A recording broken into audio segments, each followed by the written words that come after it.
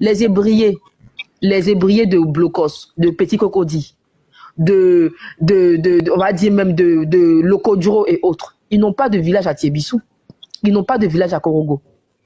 Ils n'ont même pas d'habitation là-bas. Non, mais Shelmy, s'il te plaît, dis pas ce que j'ai pas dit.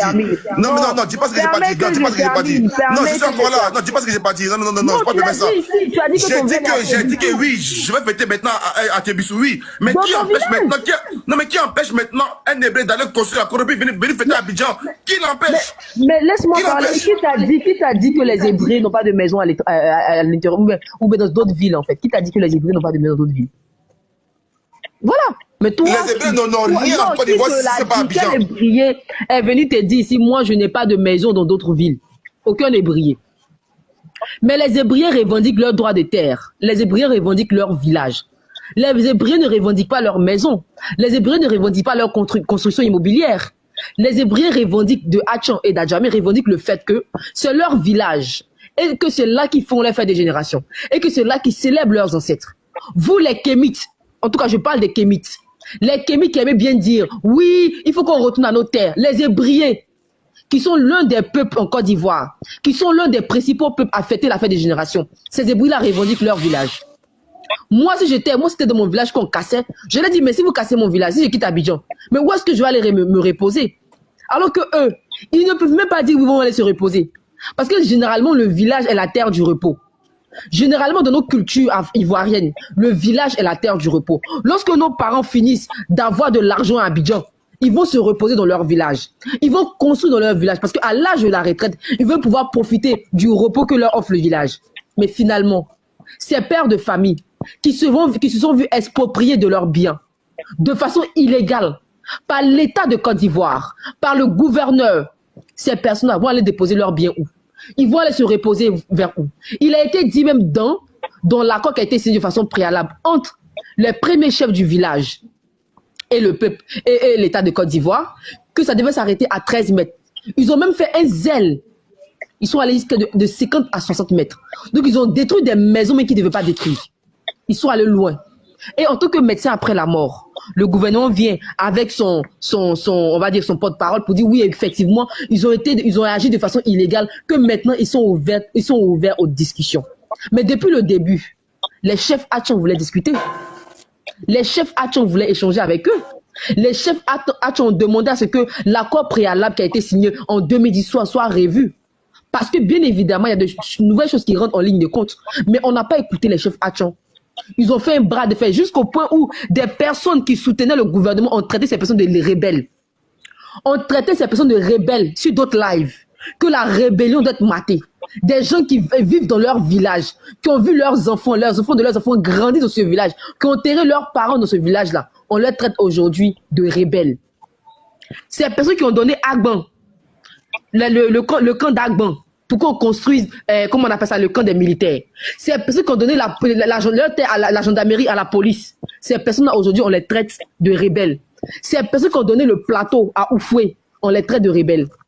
Ces personnes-là, à un certain moment, il faut qu'on soit réaliste. Si soit on soutient le gouvernement, soit on est humain.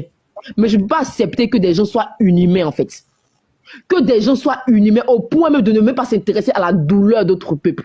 Moi, je n'accepterai jamais qu'on détruise mon village. Une minute pour chuter, s'il vous plaît. Qu'on le fasse sans respecter la loi, sans respecter le LEREN. C'est-à-dire indemniser le peuple avant de détruire le village. Ce qui n'a pas été fait.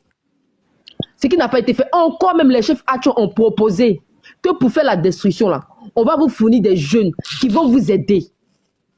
Ils n'ont pas accepté. À un certain moment. On peut certes soutenir le plan de développement du gouvernement. Qui est contre le développement? Qui refuse que son pays soit développé? Personne. Mais il faut dialoguer. Et c'est ce que le père Oufoué faisait avec eux. Le père Oufoué faisait le dialogue avec eux. Le père Oufoué était obligé, lui-même en tant que baoulé, de pouvoir marcher selon leur culture pour qu'on lui donne des terres. Tu dis non, faut qu'on aille construire ailleurs. Mais quelle est la plaque tournante de l'économie en Côte d'Ivoire? C'est Abidjan. Ce n'est pas Yamoussoukro.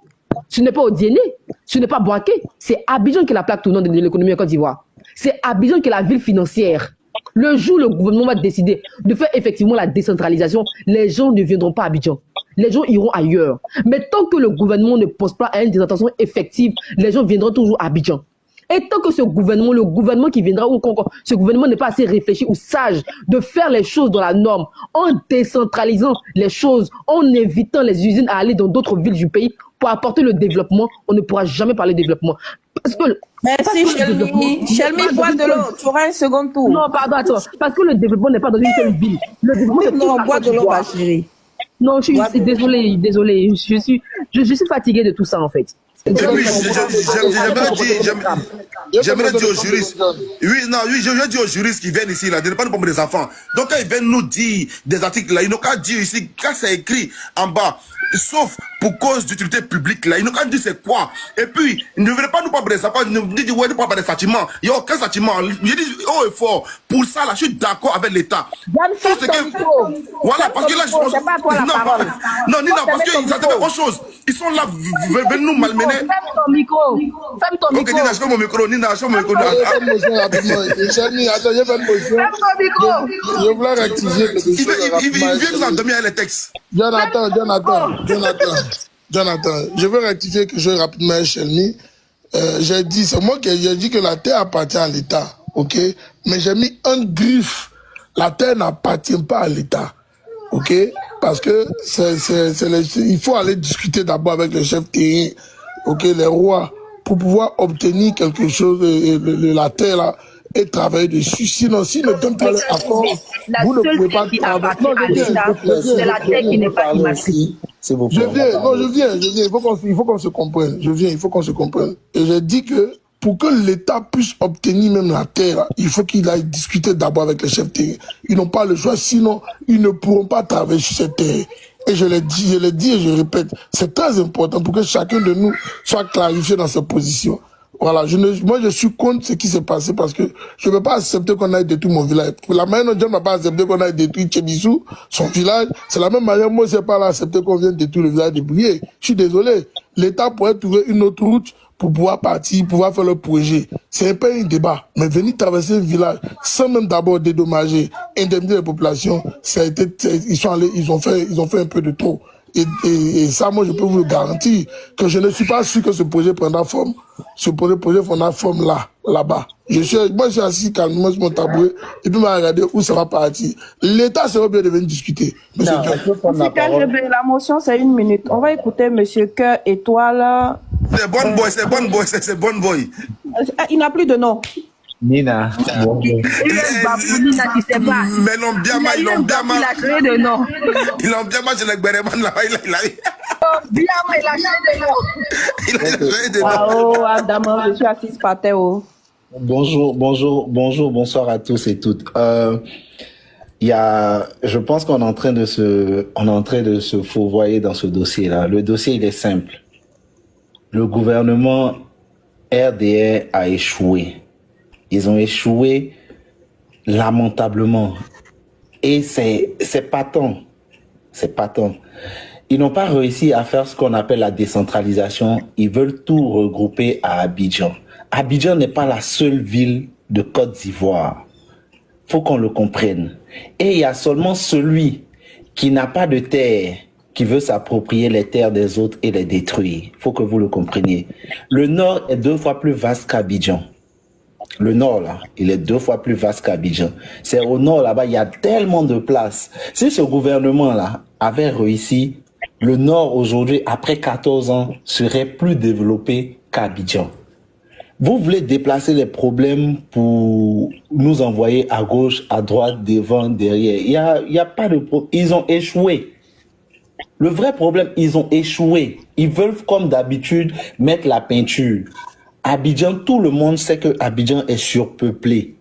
Le problème d'Abidjan, c'est l'Abidjan est surpeuplé. Qu'est-ce qu'il faut faire? Il faut désengorger Abidjan purement et simplement. C'est pas détruire les villages des gens qui va rendre Abidjan désengorgé. C'est faux. Ils n'ont aucun plan pour les Ivoiriens. Les Ivoiriens doivent comprendre. Il y a un célèbre Ivoirien qui a dit « Vous me combattez pour quelqu'un que vous ne connaissez pas. » Peuple Hatchan, on vous a donné le choix en 2010. On dit, voilà 2 personnes. Voilà l'enfant du peuple. C'est vraiment en guillemets. Voilà. Ils me ont mis en bas que les gosses sont toujours à gauche. Parce que la phrase que tu viens de dire là, c'est la phrase de Gbagbo. C'est Gbagbo qui a dit ça? C'est Gbagbo. Soit Ben, je dis Ben, John mon frère, soit John mon frère. Mais il y a un célèbre écrivain qui a dit quand un homme passe, il laisse des traces. Voilà les traces. C'est Gbagbo encore, Gbagbo vraiment. Gbagbo, c'est un historien, donc tout ce qu'il dit, c'est juste ce qu'il est en train de dire, il y a des traçabilités, donc c'est pas injuste. C'est un prophète. Ça nous suit. Tout ce qu'on est en train de faire nous suit dans le temps et dans l'heure. Peuple Hachon. Monsieur. Menacé Bonne Boy. Monsieur, c'est Bonne Boy là-bas là. Bonne Boy, même tu souffres, mon frère. On le blâme à partout. Donc, j'étais en train de dire, pour finir mon allocution, ce qui se joue ici, là, c'est pas un problème des brillés, c'est pas un problème de... C'est un problème du gouvernement qui n'a plus de repères. Ils sont à... Ils savent plus quoi faire. Donc, forcément, faut qu'ils trouvent des coins déjà arrangés. Abidjan n'a pas besoin d'aménagement quelconque. Abidjan n'a plus besoin de quelque chose. Abidjan est plus joli que certaines villes même d'Europe. Abidjan n'a besoin de rien, les amis. C'est parce qu'ils ont échoué. Ils cherchent à forcément rester dans Abidjan. Sinon, il y a Korogo, il y a Thiébissou, il y a Daloa même qui est 3e ville de Côte d'Ivoire. Daloa n'a même pas de route. Daloa n'a même pas de route. Mais on se tue à vouloir rester à Abidjan. Allons à Bouaké, 2e ville de Côte d'Ivoire. Bouaké est sans dessus, sans dessous. Aucune industrie. Aucun truc à Bouaké, aucun truc à Daloa. C'est à Abidjan, ils veulent se concentrer. Faire comme si... Abidjan n'a besoin de rien. Après, je reviens maintenant sur le peuple Hachon. Zouzou a dit des choses. Les gens parlent pour rire. Mais si les Hachons même, eux-mêmes, c'est vraiment, je vais pas dire le mot parce que ça serait comme insulter toute une communauté. Mais je pense très honnêtement que les Hachons même, ils sont coupables de ce qui leur arrive aujourd'hui. C'est comme s'ils s'étaient vendus eux-mêmes au diable.